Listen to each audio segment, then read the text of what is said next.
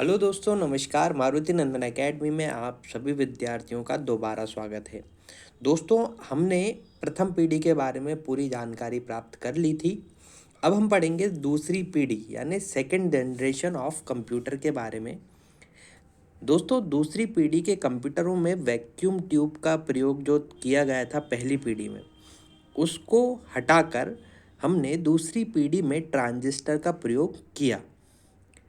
Transistor का आविष्कार सन 1947 में विलियम शॉकले के द्वारा किया गया था। प्रतियोगिता परीक्षा के लिए एक महत्वपूर्ण प्रश्न बन सकता है। ट्रांजिस्टर का आविष्कार 1947 में विलियम शॉकले के द्वारा किया गया था।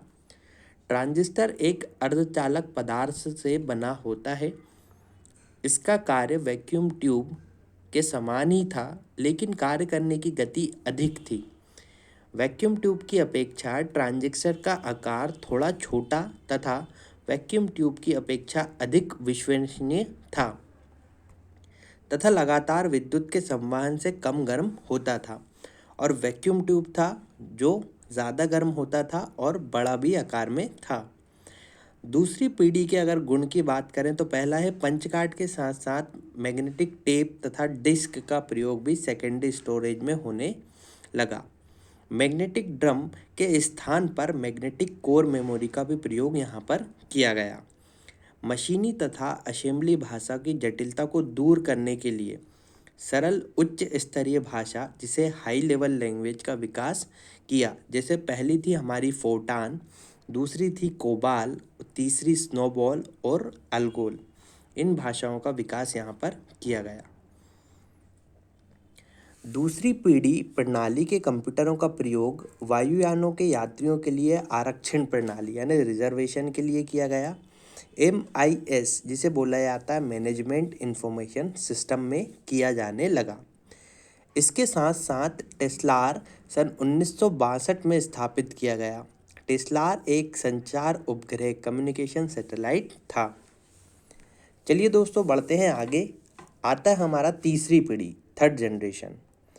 सन 1964 से 1970 तक कंप्यूटर के द्वितीय पीढ़ी में रखा गया था। इस पीढ़ी के कंप्यूटरों को ट्रांजिस्टर के स्थान पर बदलकर तीसरी पीढ़ी में इंटीग्रेटेड सर्किट यानी IC चिप का प्रयोग किया गया। एक IC चिप के ट्रांजिस्टर, रेफ्रिजरेटर और कैपेसिटर तीनों का प्रयोग यहाँ पर सम्मिलित किया गया। 1938 में टेक्सास इंस्ट्रक्शन कंपनी ने JS किल्बी ने सिलिकॉन के छोटे छोटे चिप पर भी इसे इंटीग्रेटेड चिप बनाया। 1953 में हार्विच जॉनसन ने तकनीकी के मोसफेट मेटल ऑक्साइड सेमीकंडक्टर और फील्ड इफेक्ट ट्रांजिस्टर के नाम से पेटेंट कर लिया। सन 1966 में एक चिप पर हजारों ट्रांजिस्टरों का बना पाना संभव हो गया। इस कारण कंप्यूटर्स का आकार पहली पीढ़ी की तुलना और भी धीरे धीरे छोटा होने लगा। इसी पीढ़ी के कंप्यूटरों को वीडियो डिस्प्ले यूनिट की भाषा प्रयोग होने लगा। CPU का परिपथ एक छोटे से चिप पर मार्शन हॉफ ने इंटेल कॉरपोरेशन, याद रखेंगे, मार्शन हॉर्फन ने इंटेल कॉरपोरेशन में तैयार किया। सन 1970 में तैयार किए गए इस चिप का नाम इंटेल 4004 था। इस छोटे से चिप को माइक्रो प्रोसेसर कहा जाता था। जिन कंप्यूटर के माइक्रो प्रोसेसर का उपयोग किया गया उन्हें माइक्रो कंप्यूटर कहा गया। इंटेल 8008 पर आधारित पहला micro computer Altair MITS company ने हार्वर्ड विश्वविद्यालय के छात्र, याद रखेंगे इंपॉर्टेंट प्रश्न है यहाँ पर, हार्वर्ड विश्वविद्यालय के छात्र बिल गेट्स को अल्टेयर माइक्रो कंप्यूटर ने बेसिक भाषा को इंस्टॉल करने को कहा। बिल गेट्स का यह प्रयास सफल रहा। इसके बाद बिल गेट्स ने अपनी कंपनी माइक्रोसॉफ्ट कॉरपोरेशन की स्थापना की, जो आज दुनिया की सबसे बड़ी सॉफ्टवेयर कंपनी है। अब बात करेंगे हम तीसरी पीढ़ी के कुछ गुणों की।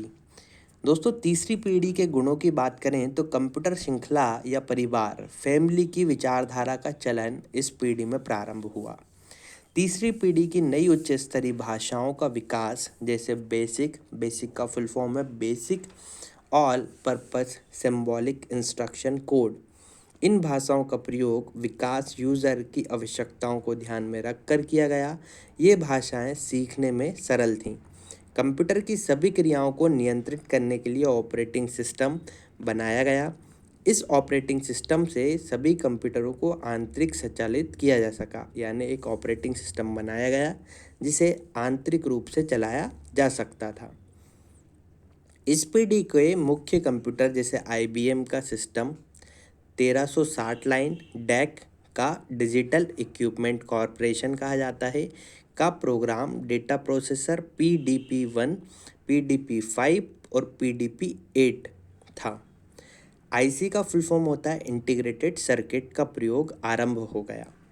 द्वितीय पीढ़ी के कंप्यूटरों की उपेक्षा थोड़ा सा विश्वसनीय था। IC चिप उच्च स्तरीय प्रोग्रामिंग भाषाओं का प्रयोग किया जाने लगा। तीसरी पीढ़ी के कंप्यूटरों का रखरखाव आसान हो गया। दूसरी पीढ़ी की अपेक्षा वजन और आकार में यह कम था। दोस्तों आइए बात करते हैं हम चौथी पीढ़ी fourth generation of computer next video में। इस वीडियो को अगर आपको पसंद आया हो तो आप इसको शेयर करें, लाइक करें और सब्सक्राइब करें हमारे यूट्यूब चैनल को, जिससे आपको अधिक से अधिक जानकारी कंप्यूटर की प्राप्त हो सके।